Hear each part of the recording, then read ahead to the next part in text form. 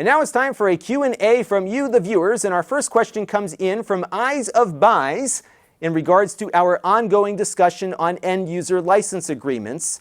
Now, one of the things that we talked about last week was that most software agreements have a clause in them that allows the publisher to terminate that agreement anytime they want. And Ben Garrett wrote in with a bunch of examples from some older games as to how all of this can take place.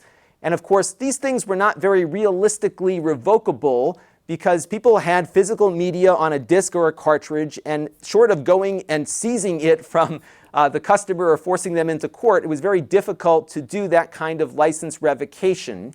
And what Eyes of Buys here is asking is, what about the car in his or her garage? Can you just go in and have the car seized by the company if they decide to terminate your license agreement? It seems effed up, and it sure does seem effed up that things that would normally apply to a piece of software like this might actually apply to hardware, but it kind of does. John Deere is a great example. We've talked about this in the past over the right to repair movement because John Deere has been preventing farmers from working on their harvesters and tractors and everything without going through a dealer first, because everything is so directly intertwined with the software that John Deere develops for their equipment. And they've really dug in their heels on this. And I decided to go and check out whether or not John Deere has an end-user license agreement, and sure enough, they do. They have a license agreement for their embedded software. Now, some of the John Deere software is open source, but there's a lot of proprietary software that's driving it as well. John Deere says this is for safety. They don't want people messing up the software and getting people hurt or killed. That's understandable. But there's also a lot of crazy language inside of their end-user license agreement that for a tractor reads a lot like your Microsoft operating system might. Including the termination. The licensor, the John Deere company, may terminate the license granted under this license agreement upon written notice. And if they were to enforce that license, you would still have your tractor, but you couldn't use it because they are so intertwined with the software that is running, that's driving that hardware in the first place. Very similar to what you might see in a Tesla automobile, where that car certainly won't turn on without any software driving it. And of course, it would render the hardware essentially useless if they decide to pull that license. But sure enough, it's in there, and you agree to that when you buy the tractor. Another thing that you agree to with John Deere is that should you decide to sue them over their decision to revoke your license, you can't. You agree to basically binding arbitration, that you have to go and see an arbiter in Illinois, not in your home state, to resolve whatever issues you might have with the John Deere company related to this end-user license agreement. So the customer, in this case the farmer or the agricultural company, has very little recourse here. They could have their license pulled, and they have no real way to resolve the issue in court. And this is the kind of stuff that we're going to be seeing more and more of as software and all of the things that have been going with it over the last 30 years from a legal standpoint begin to get so directly intertwined with hardware that it's going to be very difficult to discern the difference between the two. I could sell my Tesla car, but the software on it is required for it to work, and if that license has been revoked, it's an issue.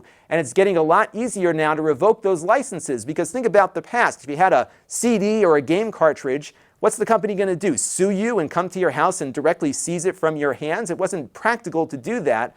But now that our equipment is constantly phoning home, the Tesla car is hooked up to an LTE network and is always connected to headquarters, they can push a button and revoke that license in a heartbeat. That happens now with the Steam store with your games. It is so efficient now to enforce terms of a license agreement that really hasn't been enforced over the last 20 or 30 years because it was totally impractical to do it.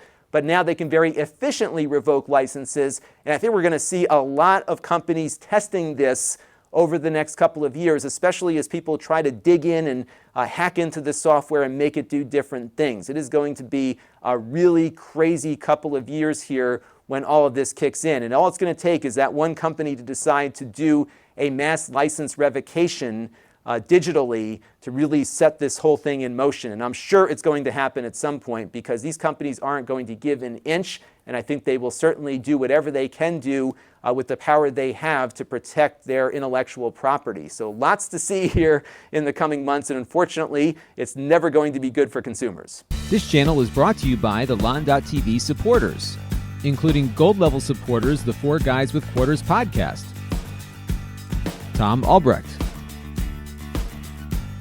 Brian Parker, and Kalyan Kumar. If you want to help the channel, you can by contributing as little as $1 a month.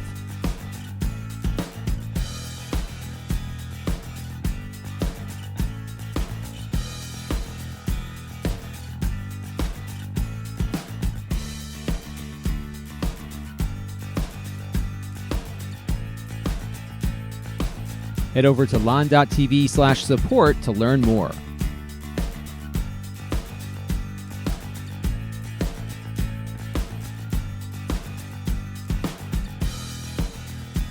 And don't forget to subscribe. Visit Lon.TV